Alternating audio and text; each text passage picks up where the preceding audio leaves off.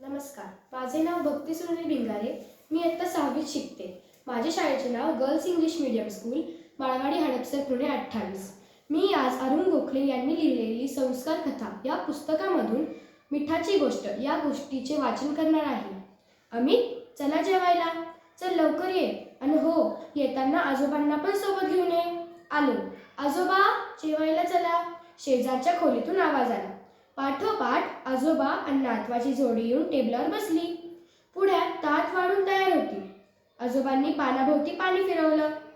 पुढ्यातल्या अन्नाला आणि देवाला नमस्कार केला आणि अमित, आता करा सुरुवात. आजोबा म्हणाले. अमितनं पहिलाच घास तोंडात घातला असेल. तोच तो एकदम ओरडला. आई, अशी कशी ग तू भाजी केलीस? साधं मीठही घातलं नाहीस.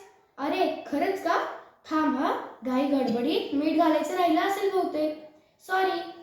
आईनं तिच्या चुकीचा खुलासा केला. मात्र ही गोष्ट आजोबांना आवडली नाही.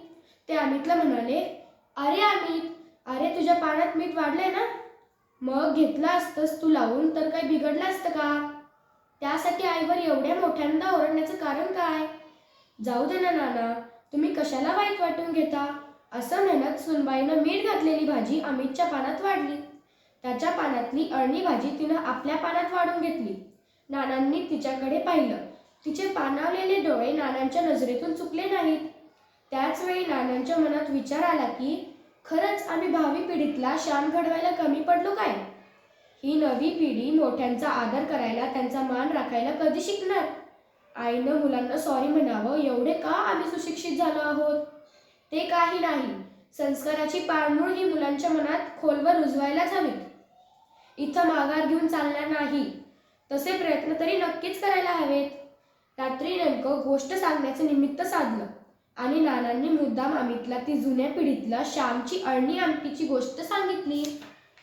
दुसऱ्याची चूक दाखवून देताना सुद्धा ती दाखवताना त्या माणसाचे मन दुखावे असं वागू बोलू नये. हा संस्कार नानांनी परत एकदा अमितच्या मनावर ठसवला. अमितलाही ते पटलं, कळलं आणि तो आईकडे धावत गेला. म्हणाला, आई, मगाशी माझं चुकलं. मी तसं बोलायला नको होतं. आई, मला क्षमा कर.